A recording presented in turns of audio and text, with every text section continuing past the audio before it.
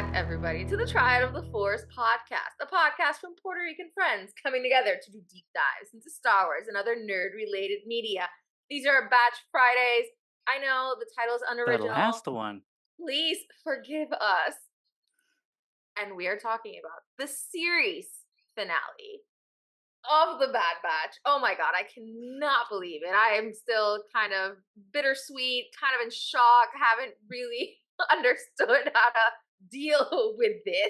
But before we get into it, we would like to welcome to the cast today Clarus Polaris from Nerdy Nightly. Welcome to the first time for Triad and to talk about the series finale. Oh my god. Thank you so much for joining us. Yeah, thanks for having me. It's been great. We met back all those years ago in Star Wars Celebration London. Hung out a little bit at Dragon Con down in Atlanta. So it was about time to have you on the podcast to talk about all things Star Wars. And what a great moment to just talk about Star Wars at the series finale, but also serendipitous because we met at cons, and then today tickets for Star Wars Celebration Japan went on sale, and all three of us managed to get tickets. So I know, very exciting. It's a full circle moment. This has been a really fun journey for Bad Batch because every guest we've had, like somehow the day that they're on, it's something that has to do with them and Star Wars fandom and our relationship to them. So it's really cool to, kind of close out our Bad Batch series with you and obviously celebrating celebration. So thank you. And yeah, hope to then hang out a lot more when we go to Japan Next year. Yeah. But but Japan is 2025. That's still a ways away. We're excited, but we can wait for that. Now it's batch time, Star Wars time. But before we even get into that, Clarus, you haven't been on the show. I mean, tell us a little bit.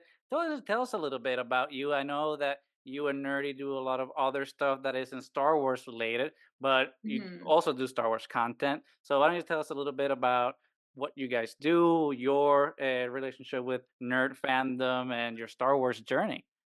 Cool. Yeah. I'm Clarus, or Clarus, as I introduce myself over on the Nerdy Nightly channel.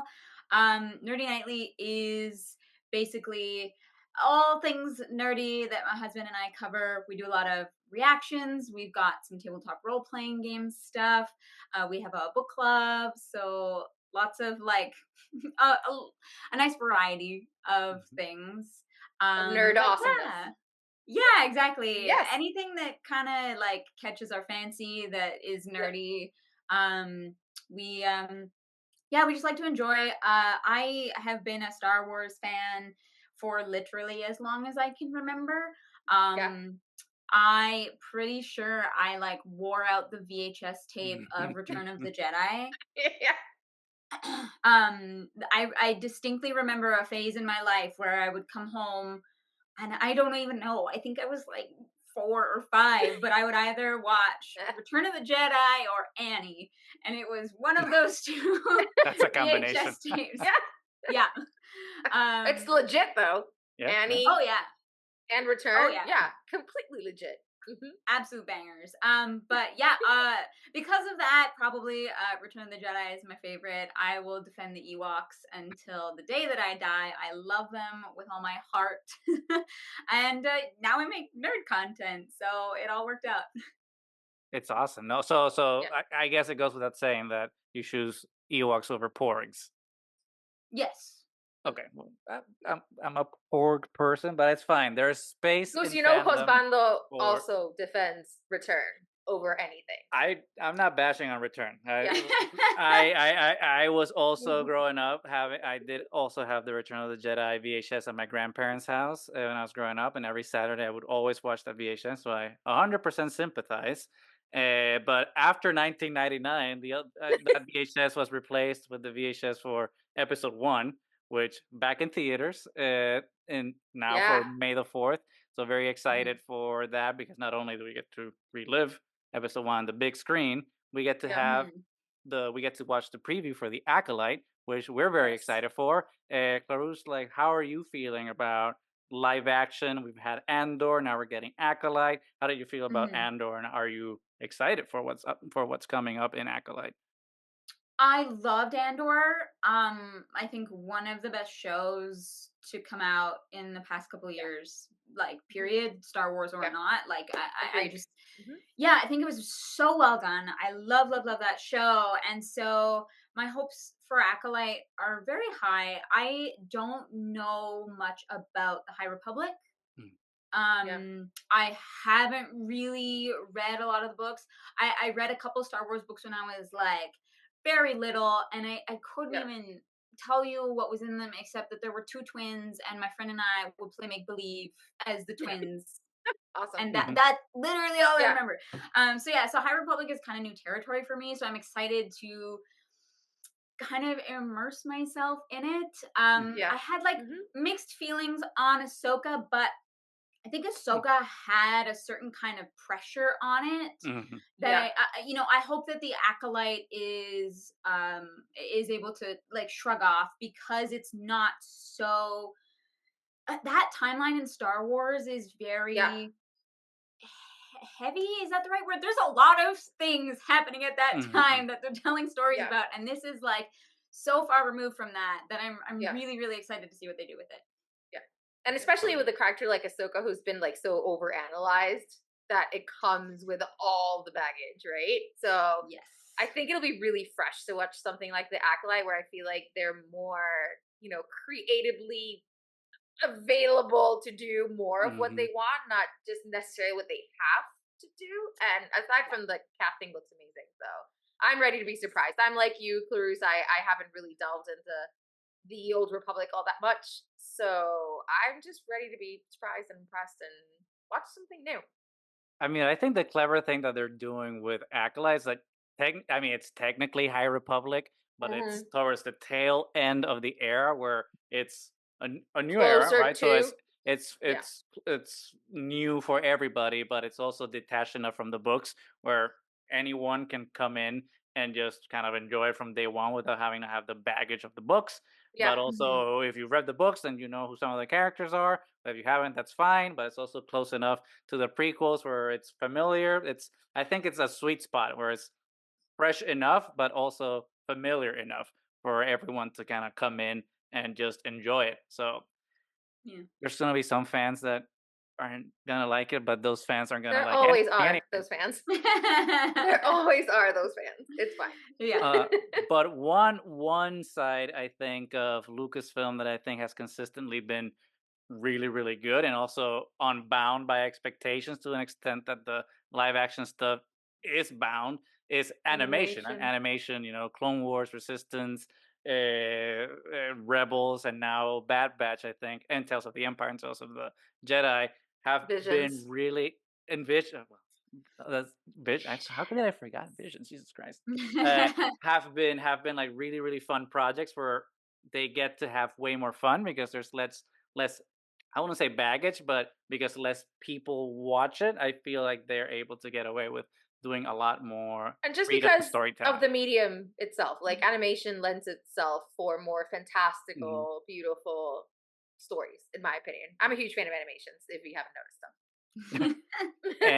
and part I mean, noticed and we could be talking like forever about like all Yeah. the animation stuff because there's been so much lately, and obviously with Tales of The the Bad Empire Batch. coming out on Saturday. There's going to be a lot to talk about. But today we're specifically focusing on the bittersweet Mhm. finale to the series to the Bad Batch, which has been such a wonderful joy ride. Uh, Yeah. but before we go into like that episode, how have you felt about the series? You think it has delivered on the promise of being like a successor to the Clone Wars? Yeah, I feel like I have been mixed on Bad Batch only because the medium for it is so fascinating to me. I love animation, but there are times when it's like when it feels like it caters towards younger audience, and then Mhm. there are times where it is so deep Yeah. and Mhm. dark and like the characters go through so much. Like the character work in Bad Batch is I think where it thrives. Yeah. Whereas like I think that at least personally watching Clone Wars, it was less about the characters, except for maybe Anakin, and Mhm. Ahsoka. That was more about like the story of it all. But for me, what I thought was the strength of the Bad Batch was really the characters Yeah. that it chose to explore and give voice to their stories. And so that the final beat on the finale was extra special, I Hmm. think, for what it meant for like Star Wars as a whole. Yeah, no, absolutely. Uh, it's weird all of a sudden to like now be talking about the Bad Batch is over, because I mean 3 seasons. I think we probably could have gotten more, but somehow I respect when a show says this is a story we're gonna Yeah. tell, and this is the amount of seasons that And we this need is to where it tell it. ends, and that's So it. Yeah. it's very commendable that they knew they had. I mean, literally a trilogy, right? They had the beginning, the middle, and the end, and it tied up really really well. And it's, as someone who wasn't particularly enthused about this show when it was originally announced, now like that now that it's over, I'm just like, oh, like Yeah. that's sad. Like now More, please. I miss the Bad Batch. But especially with that epilogue, because that epilogue absolutely destroyed me. Oh yeah. Uh, Oh yeah. but we'll get to the epilogue. But let's talk about the episode proper. We Mhm. had some concerns with the previous episode where there's so many loose ends that still need to be tied up. That how is the finale gonna do it, especially if it's gonna be just like a 30-minute episode. Usually it's Yeah. 16. This was 15. So is it gonna be like a longer episode? And well, the few theories that we got right was that it was gonna be a longer episode. Thankfully, Yay for us. We got one we got one speculation thing right. right. Uh, yeah, one thing right. But yes, okay, not miraculously, but satisfyingly, they, I think, wrapped everything up. I think in a way that made a lot of sense for all the characters. Maybe we Yeah. didn't get all the answers that we wanted, or more so, or needed, whatever, however you want to phrase it. But I feel like there was closure to everything, and we can make our own inferences about what happened to the characters. So now, yeah, start with you. Like, what did you think of the episode? Yeah. So as you were saying, the last couple of episodes, and we've talked about it. So listen to the podcast. We were worried coming into this one about how they were going to resolve everything. Even with our speculation that it could be longer, so happy that it was 50 minutes. You cannot imagine my surprise and just like happiness when I just like pulled up the Disney Plus website and it 50 minutes. Oh, thank you. Okay, we get a longer episode. Okay, that made me feel better. But even considering that, I felt like they still had so much to resolve that I really felt that it was just gonna leave me feeling like it was incomplete. Hmm. Especially considering that it's not a season finale, it's a series finale. But I think they did a really good job with this episode. Um, like you were saying, Goose, there's some things that are left up in the air, but we don't necessarily need to know everything about Hmm. everybody Hmm. all Hmm. the time. All things considered, it felt really satisfying. There were a lot of like applauding moments, like, yes, thank you for doing that. There were some joyful moments, yeah, get it. And there were crying moments. Like, I feel like it hit all the emotions. Hmm.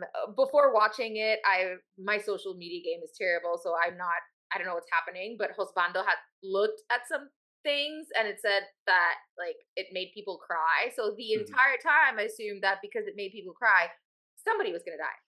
Hmm. So the entire episode, I was like, which one is gonna die? And I feel like Wrecker's life was threatened a lot Yes. Yes. this Yes. episode.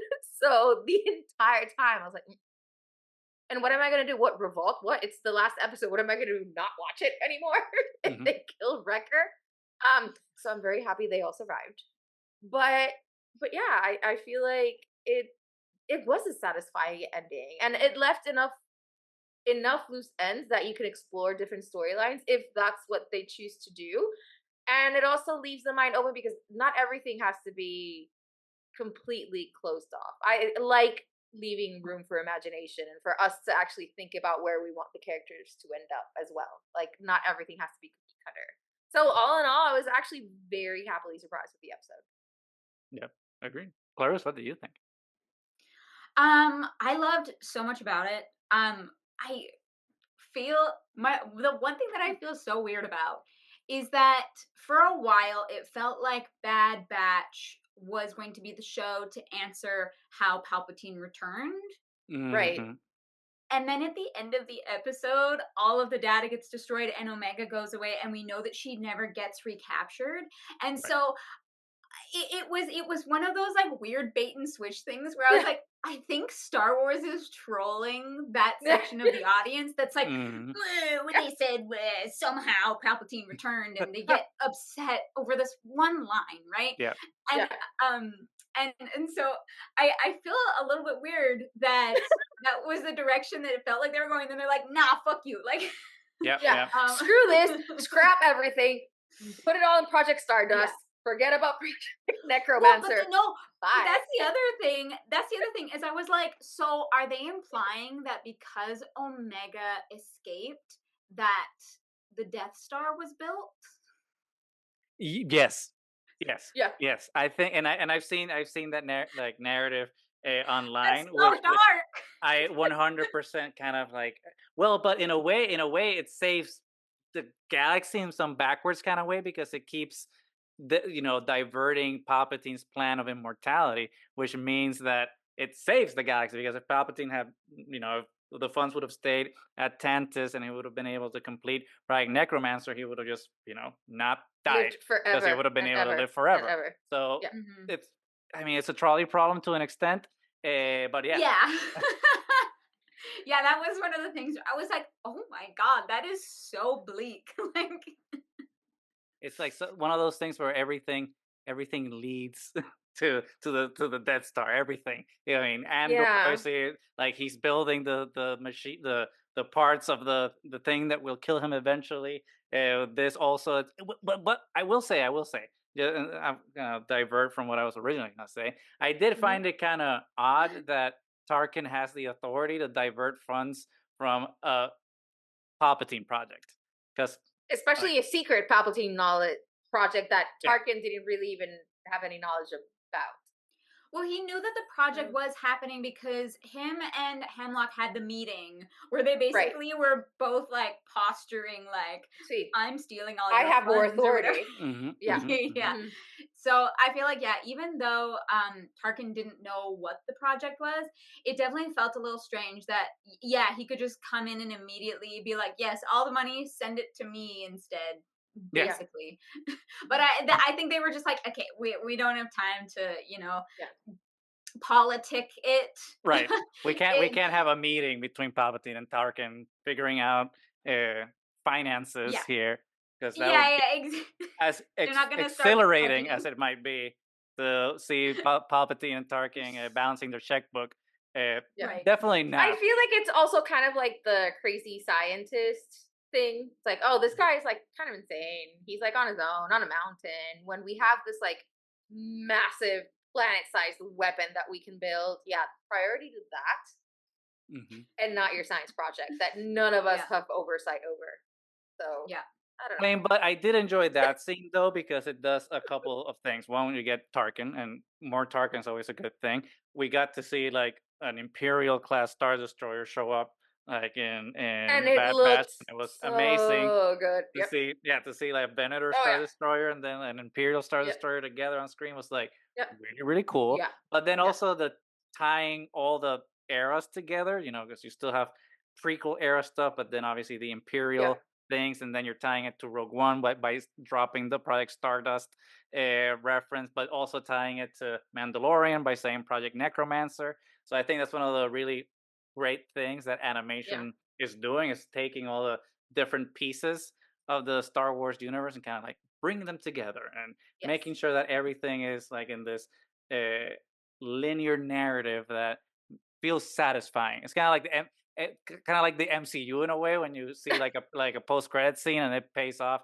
in the next movie. Yeah. That's kind of how animation feels to me right now. It's like, Mhm. oh well, I get if I saw Rise of Skywalker, I'm getting paid off now in Bad Batch because we were talking about how Palpatine returned, even though it was a red herring. And if see Mandalorian's also doing, it's tying everything together. So I think the shows are really doing a good job at that.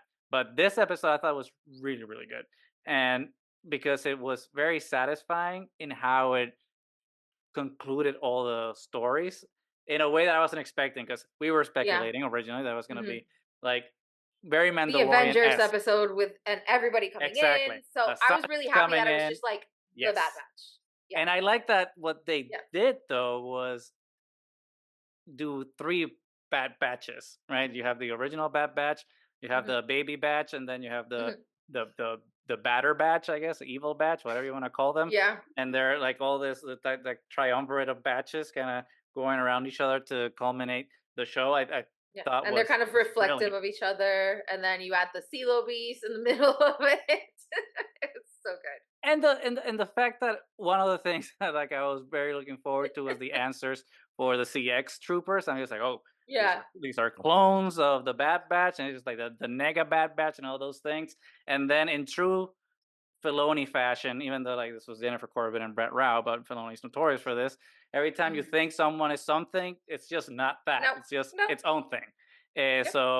Clarus, what did you think about that? Did you have your own theories about the CX troopers? Did you have any conspiracy theory about anything that was going to be revealed in this finale? And were you right? Were you wrong? Were you satisfied or bummed out? What do you think of all the reveals that happened? I saw some theories at the end of when the trailer dropped, that Tech was going to come back Hmm. as Yeah. one of the troopers. And I'm honestly glad that he didn't. Yes. Yeah. Honestly, I think that you kind of take away a bit of the bite of the show and the Hmm. Yeah. seriousness that Mhm. I think that the material deserves, because this season was so dark. Yeah. I really didn't have any crazy theories. I really just thought that they were gonna be like, next evolution of brainwashing clone type Right. thing. Mhm. But yeah, I'm kind of glad that the show focused on the characters who were there in present and didn't try to pull in too much from the outside. Mhm. Because I think it worked for me. I think if they had given more bows to tie up neatly, that it would have been a little tough. And then everyone kind of gets blown up at the end, all the research, and Yeah. I'm pretty Yeah. sure all of those specialty clones are dead, Hmm. unless Hmm. It I kind of I looked was like, like it to me. Yeah. Oh yeah, Mhm. they're gone. yeah, Yeah. yeah. I'm kind of glad that it was like a thing for this show that then they And don't then have we're to done then with tie them. into anything. Yeah. Yes, Mhm. yes, exactly. Yeah, no, I didn't have any crazy conspiracies. I was really hoping that the show would focus on the characters that it had, which is what it did, and I loved that. Yeah. Yeah, and one death that I was expecting, but still kind of hit hard because I have forgotten about this, to be honest. Was I mean, it was the scene with Rampart and Nalase. I expected No, Nalase to Well, not make it out, Rampart's but death was super satisfying. it was very satisfying. But it's even more satisfying when you Yeah. That remember, it was which you didn't. Nalase. Yeah. Because I didn't remember this. I totally forgot. So hopefully you guys are better fans than me, because I did not remember that Rampart is the one that ordered the destruction of Tipoca City Mhm. and Camino. So Yeah. it makes like once you recontextualize that scene to be And like, she's like, that's all this amazing. data is Oh, Kaminoan. Like this whole thing, so like good. you never understood the complexities of cloning. And he's just like, it's a bargaining ship. It's like, you idiot. You're so Hmm. short sighted. You started following her. You didn't realize that she was carrying a bomb. Like you were so. And he just goes on about, oh, they're going to have to forgive me now because I have this. And then Nala says, she's like, Which is so good because it's the reversal, right, of Bill Burr's character yeah, in The Mandalorian, where Bill Burr is like, "Yeah, I may have worked for the Empire, but I'm redeeming myself after the prison breakout by yeah. fighting the No, Empire." this guy was just like, He's it a doesn't matter that bootlegger, all right? these clothes and everybody saved me. It doesn't matter. I'm just going to use them to get an in. Again, what a snake. I mean, yeah, we were I'm so talking glad about he's that dead. last episode when he almost like fell off the plane. Everybody's like, oh, okay, he survived. I was hoping for him to die as he fell off the plane, honestly. But this This death was a was better even, death. it was better. It was so much better because just, the arrogance of, I have you in my sights and there's nothing you can do about it. Shoots Nala say, and then I have to say, it was kind of hilarious that she's even slow in like dying because like Mhm, she mhm, gets shot mhm. and then it takes like a while for her to register. So it's like part with like how slow she speaks and everything, but she's like so at peace with Mhm, the fact that she got able to see Omega again, mhm, that she made sure that her data and her research was not going to be used for evil anymore. mhm. And just, she looked so happy to just be like, mm, did you forget I had a bomb in my hand? Bye. You know, Rampart and is then not the most observant. no, no. And then you kind of just like pull away, see the massive explosion, and he screams like so surprised that Yes, his he's a guy good arrogance scream, didn't good pay scream. off. I mean, I was like, yeah, thank you. That was one of those. Yes, Because thank I you, was Star Wars, worried for just like, that yeah, because they gave him like a pretty good beard, let's be honest. I was just oh like, yeah, okay, yeah, they made him handsome, so that means they're gonna redeem him. I was a little worried because I never liked him as a villain in the previous season. So when he was out, I'm just like, okay, I'm good with not having this character back. But Mhm. when they brought Well, I him mean, back and gave him honestly, the beard, I'm just from like, the ah, moment that no. he's like getting out of the cell, I was like, somebody watch Rampart. Can Mm. you not see that he's like doing naughty, naughty things? Somebody please murder Rampart. So I'm really happy that it was Malsay that finally was able to do it. Hmm. Is there anyone that you've seen that was like Team Rampart that was like into Rampart Demption? Because I feel like that's a big thing on socials nowadays. It's like, oh, we're into any Demption nowadays. No, I firmly believe that not everybody can be redeemed. Agreed. Okay, Yeah. Yes. I this is a little bit of a side tangent, but like I was Please. watching the Fast and the Furious movies for the first time Oh, recently, that's a good and then Oh the watch. wow. bad well, but like the bad guys do like heinous things, and then in the next movie they join the good guys, and I'm like, Yeah. no, you're a Oh, Why? terrible person. So no, I don't need Rampart to be redeemed. I think Yeah. that I think he made his bed and got to Now lie in lie in it, it. and yeah, I no, Good we are not riddance. Team Rampart. Yeah. Hmm. I mean and it's good because it's kind of in opposite. It's the mirror of Crosshair, right? Because they were both in service to the Empire, but one decides to be a bootlicker, Rampart, Yep. and just keep licking those boots even after the system burned you, after you did what the system wanted you to do, but you Betrayed still you want to and be a part of put you that in jail system. and yep. And then Hmm. Crosshair is the opposite, which let me be honest, I was so Crosshair. scared for my boy Crosshair because I'm just like, Yeah. if Star Wars is notorious for something, Yeah. it's killing people that redeem themselves. So I really, really thought that he was gonna Yeah. bite the dust, especially like at the beginning of the episode when he says like, "Oh, let's face it, the Bad Batch was died with tech, and I have to Oh, do and that this alone." moment, I was like, "No, please don't that die." moment made me cry so hard because it just goes to his mental state of what he thinks he's responsible for. Like I won't give anything to Omega because I am Mhm, so broken that there's nothing that I can do. All I can do is sacrifice myself to save her, and then she needs you guys to continue to raise her. mhm, And the fact that immediately both of them are like, no, she needs all of us. mhm. We are still the batch. Like this hasn't changed. What you did is in the past. Oh, Yeah. I think that like Crosshair really understanding his value as more than just a clone yeah. was really fascinating to see over this season because last season was him discovering that the empire sucks. Mhm. Yeah, yeah, and Yes, starting to And objectively. question how it. Yeah, yeah, hmm, yeah, and yeah, and he hits rock bottom when he's stuck in this lab because Mhm, he has nothing to offer anyone, including himself, and yeah. doesn't see the point in it. And so like having the step of having the first step of I um I can save Omega. Like I can um sacrifice myself to Yeah. save someone else, and then taking that one step further into the I don't have to just die. I don't have to give all of myself to help others. Like that sense of self-worth slowly starts to come back, which Yeah. I think ties into the moment when he makes the shot, right? Yes. With his other hand. Yeah. Yeah. Which I thought he was definitely done once they're like, oh, you have to be careful with your shooting hand. Cut. I was like, wait, did they just like actually, because you don't really see it. Right. Did they just Yeah. cut I off his audibly hand? gasped with that happening. Like they did what? And then you see him when he starts to wake up and the hand is gone. And then that beautiful moment of him and Hunter just like kind of hobbling together and Crosser using his left arm and like the stump to kind of aim and then kind of leaning on Hunter in that whole scene.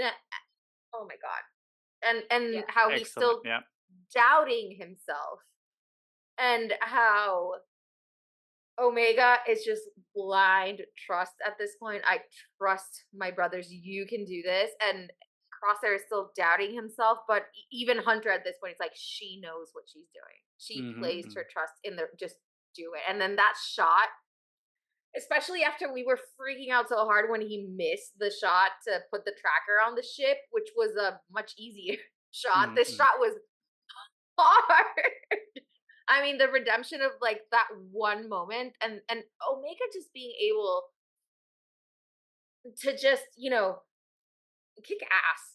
Honestly, she kicked so much ass in this episode. Honestly, it was insane. And that last scene, I mean, it was those bridge scenes for me are so incredibly Star Wars. Like it's so reminiscing of Empire. Catwalks without handrails, yeah.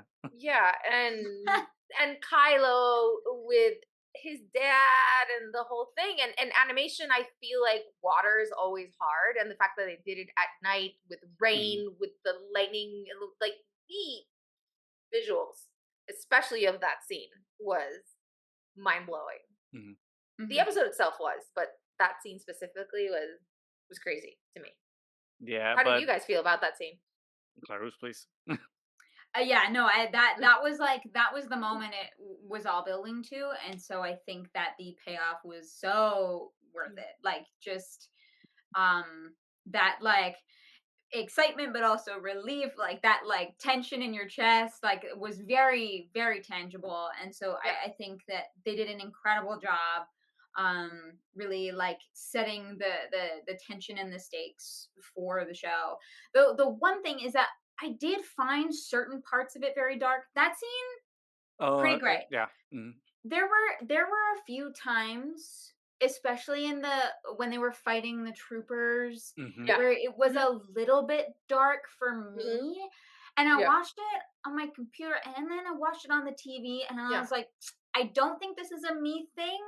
But the thing is, on one hand, it was a bit dark, and I couldn't always 100% tell what was going on. But the way that they animate the light and the reflections off of the armor, like I could really see what they were playing with artistically, and so I wasn't like upset about it. Yeah. Because the animation has just been top tier. Oh for sure. But yeah, I did agree with you, especially in that scene. I'd be like, wait, which one's still alive? Which one's dead? At this point, how many of the ARC troopers? Wait. Sword guy's down, I think. This other one. Yeah, so I was there too. It's like, wait, 1, 2, what? But yeah, I do also get what they were doing, and it looked amazing, and it was so reminiscent of their training rooms, like back in earlier seasons of the Clone Wars. So it's like you're using evil this version of the training to like room. recondition them, but it's also like a training room that they're used to. So it was really kind of jarring to see. It's like, wait, they did that? Okay, we're coming full circle with a lot of things. So I don't know. It was visually stunning too, but that part might have been a little bit more bright, so we could really see what was happening. Yeah, as you guys are mentioning that, it reminds me of in the last season of Game of Thrones, like that episode. Oh yeah, that fight that was like all in the dark, and you could see nothing. Yeah, exactly. But Winter's coming, but we can't see it. I think in Game of Thrones it's far more egregious because in Game of Thrones you could see absolutely see nothing, and at least in Bad Batch you could kind of tell. So Star Wars still wins. Yes. Uh, Agreed. but before we go like into like the ending proper and the epilogue and all of that sad stuff, I'll Mhm. do like two little nitpicks, and I want to see if you guys agree with this. The first one is character development. And on the one Mhm. hand, where we've talked about how Tech's character development was great during season 2, and Crosshair was amazing now in season 2 and 3.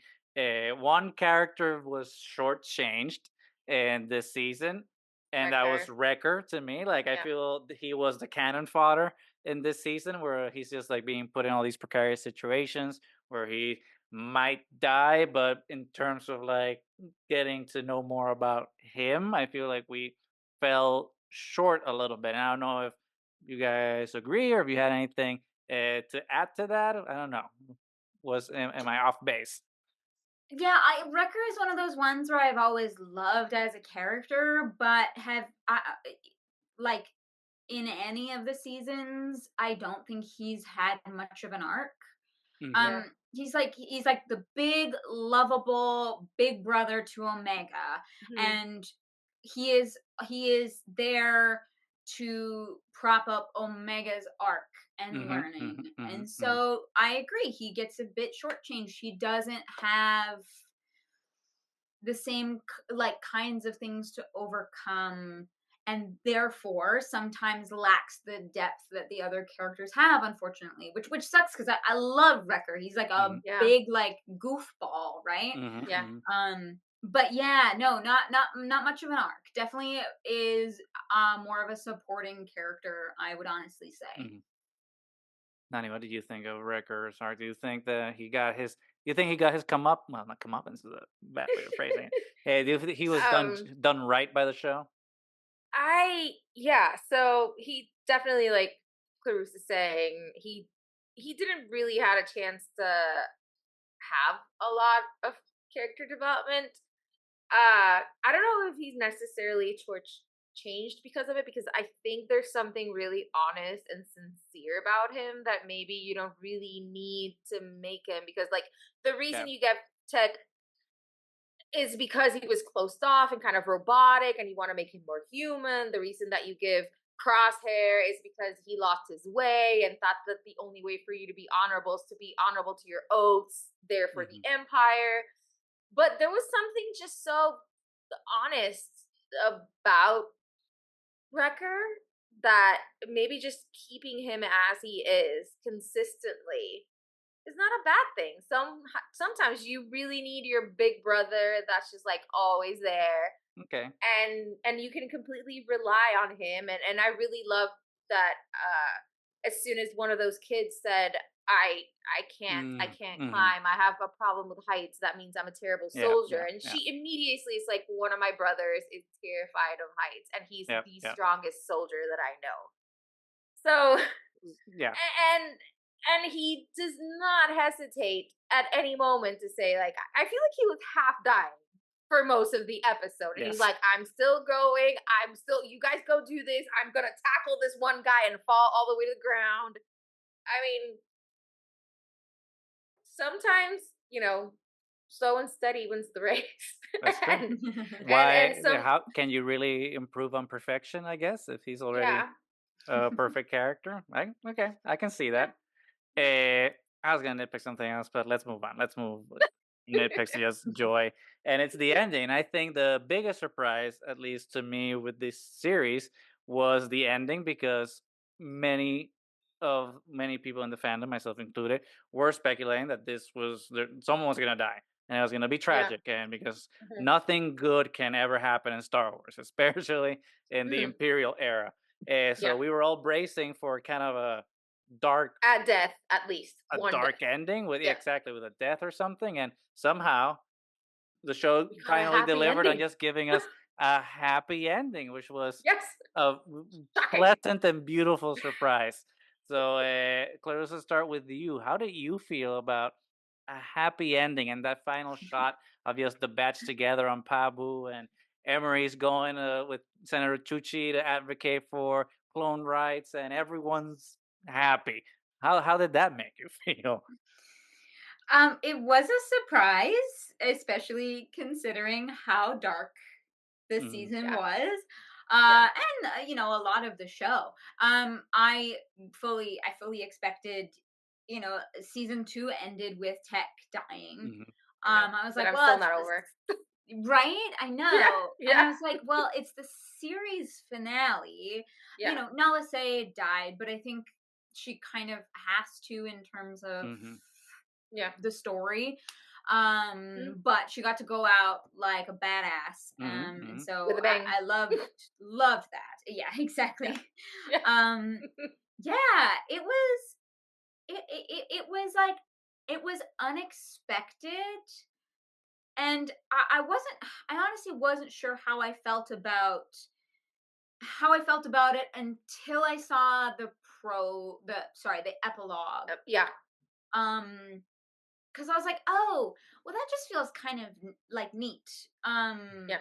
Which isn't necessarily like a bad thing. It Yeah. just was not what I was expecting. Mhm. But then Mhm. having like realizing that the story is about like Omega finally having like some semblance of a childhood for a Mhm. moment, Mhm. Yeah. Mhm. and then still making the choice to go back out there and help people. Yeah. Mhm. um that's like that I think is the beauty in her storyline in the realm of what Star Wars is. And so that really brought it home for me. That was what was emotional about it for me. And also like her saying, to Hunter, like, you have done your fighting. You fought for Mhm. so Yeah. long. Mhm. You Mhm. took care of me. You saved my life. Like, there's so much implication, depth in that conversation, that I just thought was handled so like simply but beautifully. That that without that scene, I do not think that the ending is as strong, for sure. Mhm. Yeah. I agree. Agreed. So I thought it was really beautiful when they all, they went to Pabu, which I assumed was going to get destroyed the whole Yes. season. Like, Same. I never thought Same. Pabu itself was going to survive. And then you see like the kids playing around and you see a lot of them. And I love how Emery has that conversation with Echo. And I feel like they've made a real connection Mhm. about how, like, we didn't have a childhood. So it echoes the fact that now Omega actually has the chance I to see what get you a did there. childhood. I know. To get a childhood herself and to see how they all adapt, and that moment where they're just like, they start to sit under the tree and it's all of them. So it's good to see that they're alive. Yeah. And that conversation that she has with Hunter, it's like, so what do we get to be now? What do the clones get to be? And whatever they want. Mhm. And it's just like that completion. But I know what you mean. Like, when it cut to black after that, I was like, that's it. We're Yeah. we're done. I mean, I agree that I think the epilogue Yeah. is what For makes like, it work. But yeah, even if it had just been that, I would have been like, yeah, "Oh, that's yeah. sweet. No, but for a The second I clones was are like, but finally free." give me a little bit. And I wasn't They expecting the epilogue. I wasn't expecting the time skip. I wasn't expecting to see Omega as an adult. nope. By the way, she looks amazing. Oh yeah, Omega looked amazing. yeah. And I kind of love that even then, after all those years, she had to sneak away from Mhm. them Mhm. to Mhm. leave. Like, she still has the overprotective brothers, which is crazy.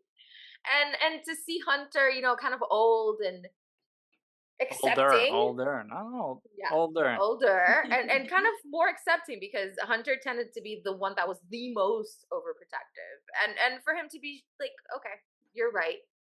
We had our fight. We brought you in. We learned from you, and now you get to do what you want. I mean, it's kind of crazy that she joins the rebellion and we never heard of her, because she was just, who knew there were female clones? Mhm. Mhm. Mhm. But I So I mean, I I'm assuming they leave. Like, I'm assuming Omega doesn't like tell people that she is a clone. and Like, I you feel wouldn't be like able to she tell. hides. Yeah, Mhm. yeah, exactly. Yeah, But I feel yeah, like she probably would hide that just yeah, in case, because there yeah, are people that would get ideas about that. And Well, and some people still know that she's around. Like Fennec Shan knows she's around. Cat Bane. Like Mhm. if they could like. Asajj.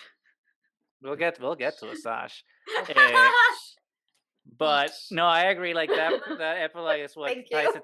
ties it together, especially Yes. because I mean, it was. I mean, one, it was a beautiful scene, but it's very poignant because it just captures the whole ethos of the show, right? Which is just like watch out for each other and like and Yeah. trust each other. And I don't know, having especially like setting it at night, I thought was very meaningful because to me, like when I'm seeing a Hunter finally letting her go, it's the first thing that popped into my mind is just like, oh, my watch has ended. It's just like, and it's like Oh it's yeah. nighttime. Yeah. It's like finally over, and now it's nighttime. I can rest, and you can now take up, a sunrise and move on with Well, the and next of your visually, adventures. like looking out from the cave, it looked very Last Jedi, Hmm. kind of like Luke Skywalker at the end, just sitting there, and it's like both of them with Hmm. the moon and looking out towards the ocean, and it's like my fight is done, my fight is just beginning. So it was there was some it was way more beautiful than I thought it was gonna be, honest. But also and how subtle it is, right? Because it's not beating you over the Yeah, head with a hammer with like yeah, exposition about everything that's yeah, happened. And Crosshair married so and so and did this and that. No, it's yeah, just like it's just implied. It's like no, we've all had a very happy yeah. life. Everyone's Hmm. still alive. It's implied that obviously they have been helping people. Yeah, they That's how had I their put it, but paths. they've been They joined doing that. different places. Yeah. But Hmm. you don't have to It be doesn't explicit. Hmm. Yeah, it doesn't matter what they choose. The fact is that they get to choose. Exactly. Agreed. Yeah. Yes. So good. Perfect. And then ultimately that, yeah, they chose to be happy and help people in their own way in their community, and now Omega Yeah. decides to just go out and then help other people in the fight against the Empire, which I think was a really clever way to leave the door open to more stories while still concluding the Yeah. story of Yeah. the Bad It's Batch, a at least in this self-contained way, story, but you can continue other stories. which I guess is the next part that I want to talk about. Usually, when we're talking about these episodes, we have our responsible speculation segment. Obviously, we don't really have anything to Because the series speculate is about over, because the series is but over. But there's things that we can still talk about, and one is like how stories might continue. And May the 4th is right around the corner. And despite having so many announcements already gone out for May the 4th, with Tales of the Empire and episode 1 coming back in theaters and The Acolyte coming out in June, there's still hope that they might give us another surprise on May 4th. And I'm wondering if one of those surprises might be a spin off to The Bad Batch. Uh, we had the Asajj Ventress episode, which kind of reminded us a little bit of the Ahsoka episode in and Mando that's season 2. Clarus mentioned already. Asajj Ventress. Asajj Ventress, you don't bring You don't you don't bring bring a character someone back back to from the dead, life. just let it go. Yep. So do we think that they might continue a spin-off with Omega, or do you think that they're gonna announce a spin-off with Asajj? Why don't you speculate, Clarus? Give us your craziest theory about what's gonna happen on May 4th. I think I don't know about May 4th, but but having watched the season and the conclusion of it, I think that they have to do something else with Asajj, because otherwise, what was the point Hmm. in Yeah. retconning her book? Um, I have not personally read it, but I know a lot of people who love it and are Hmm. very, very happy with the story that it tells for that character, and it means a lot to them. And so I think that Star Yeah. Wars, I think they need to have a bigger plan than just Asajj shows up and punches the Bad Batch, tells And Omega then she bye. might be able to use the Force, and then leaves. Like Yep. Hmm. I, I was, I'm not gonna lie, pretty unsatisfied with bringing Yeah. her in as a character there, because it felt like it didn't really have a purpose. Hmm. Because it could have been like anyone, like, Hmm. because of the role that character Yeah. played in the, you might be able to use the Force, and then dipping, it literally could have been anyone. So Yeah. bringing Asajj back from the dead, Yeah. literally, there Hmm. has to be some kind of grander plan there. otherwise it's not gonna sit right with me. It's gonna feel a little bit unsatisfying. Mhm. Mm-hmm. I agree Yeah. with that. Nani, what do you think? Are we getting an Omega spinoff or an Asajj spinoff or both? Actually, I think we might be getting something with the path. Yeah. Just because it was like just introduced so strongly with Obi-Wan Kenobi, and when Asajj Ventress was brought back to life, we initially saw her in the trailer, and then people started freaking out, obviously. And I remember Rightful. that they addressed it by saying that we brought her back, but not without a reason, and it will be explained. So the fact that it wasn't explained here makes me think that it will be explained elsewhere. So you're not just abandoning this character. We're gonna find out what actually happened, and it's not unheard of that characters in Star Wars do come back to life. So if they just leave it at that, Clarus, I would be massively upset. But I feel like there's more to it, and I think a story about the path, and maybe that's why we got reintroduced to so many of these amazing clones. Like we got Rex, we got Wolf, we got what else did we get? We got Echo Mayday was dead. leaving We at got the end. Ha- Mayday's dead. We have Cody. We know is still alive, and he was. Hauser. We got Hauser. We got Hauser. We got Hauser, but and Cody we knew was already judging what was right in the second season. We didn't see him Mhm. this season, so there's all these clones around that we haven't really seen. We got the ones that got liberated right now. That maybe some of them want to retire, maybe some of them want to help, and we got them interacting with these kids. So I would think the next logical step would be to do something that has to do with the path. Mhm. And that could be, I would rather it be animated because we're already getting, the Acolyte in live action and all these Mhm. other things. So I would rather it be animated. And then you could at some point get Omega, like she goes off to be a pilot, but finds a better calling through helping Mhm. others in the background, and because I still want Omega to meet Boba. I Yeah. have not Yeah. I've always wanted Omega to at some That's a point big one. meet Boba All Fett. of our theories were just absolutely wrong about that. Well, I know. if she's I know. Omega and he's Alpha, they have to meet. Well, and Uh, like Clarus was saying, I was also thinking that somehow Tech was going to be one of the guys, which the X-Force ones, which wouldn't have been fair Yeah. to the character. But then the moment when she sets off and she has the glasses and like sets them up on the Mhm. dashboard, and it's like, oh, Tech. Yeah. I'm glad. I mean, the way I was gonna say it was gonna sound bad because I was gonna Yeah. say I'm glad Tech's gone, No, it's and I don't mean that I'm glad that he's no, dead. I just it's mean how that they Clarus phrased it because it takes the exactly bite out of it. Like that you they have to respect the respected the characters that you sacrifice. lose. Yes. Yes. And I Yeah. love Tech. Don't get me wrong. Don't cancel me, Yeah. please. We love him. I'm just glad that the death meant something. Yeah. No, but Yeah. I agree with everybody. I don't think that there's gonna be an Omega spinoff because her spinoff was the show. It's kind of like doing an Yeah. Anakin Skywalker spinoff. It's like no, he's the movies. That's his thing. Yeah. Uh, She could be a so minor character in something yes, else that they bring. she'll Yeah. show up in comics and other Yeah. series and things Mhm. like that. And she'll be a supporting character. And maybe one of the episodes in one of those other shows will have her meet Boba or whatever those things that are gonna happen. But I don't think she's gonna be a main player anymore. No. She's gonna be a supporting Yeah, we character got for her the story. rebellion. Yeah. Who knows? Maybe she shows up in Andor season 2. Who knows? Wild speculation. Oh my God. But please don't quote me on that. But I absolutely think that Asajj is happening, especially because we have the baby batch. We don't know what happened to our red, blue, and Yeah. green squad and white. I guess I always forget the baby. So it's just my head canon right now is that she came to pick them up. She picked up the babies and she's taking them through the path to do God knows what the hell they're doing with that. And we're gonna get to see that in the Asajj Ventress spinoff that will be announced on May 4th. That's maybe May 4th. Let's see what happens in a couple days. Maybe maybe not the 4th. Maybe the week after that. I don't know. Yeah.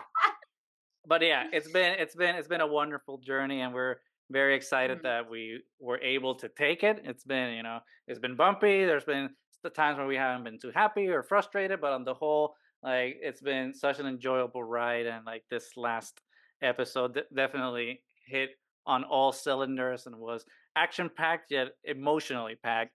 And we're Yeah. very sad that it's over and definitely gonna miss it. Clarus, thank you so much for joining us for this final episode of our Bad Batch review series for the final episode of the show. But before we sign off, why don't you tell everyone who's listening like what you and Nerdy are up to, where people can find you, so that they can follow and check out your content. Yeah, I basically all my accounts are at Clarus Polaris. I do like video game stuff. I do cosplay. I do what do I do on my own? I do like some fashion stuff. And then over on Nerdy Nightly, which the best place to check that out is on YouTube. I do reactions to things. Like I said, we have a book club. We're currently doing Brandon Sanderson's Mhm. Warbreaker, which is very fun. Just started that. And then, yeah, we're about to drop our Candela Obscura 6-part show, which we're really, really excited about. So if you That's like really fun, yeah. TTRPGs, if you like horror, it's going to be really cool. I'm so stoked for it. So yeah, come check it out. Awesome. And as always, we will leave links down in the description below. Make sure to follow Clarus. She's amazing. And the content is also really cool, really good person. As I said, met at cons and always a good time. So thank you again for joining us and accommodating us to your schedule, being a little early. I know we shifted things around. So No, very thank you. thankful. Thank you. And yeah, until the next animated show or live action show or something. So yeah, won't be the last one for sure. Yes, thank you so much, Clarus, for joining us. Your first time on the Triad. This was Thank such a you. great conversation. It was so fun. I'm so sad the Bad Batch is over, but in just a couple of days we get Tales of the Empire, so something to look forward to. We get the Acolyte, and our season 2 is coming next year. Star Celebration Tokyo, we might be there. Let's nerd We got the out. tickets. Yeah. Oh my god. How can we not nerd out at Tokyo? Oh my god, it's like nerd central. Hell Please, it's gonna be amazing. So please Mhm. like, subscribe, leave a comment, let us know what you thought about the Bad Batch. It ended. And until next time, may the force be with you.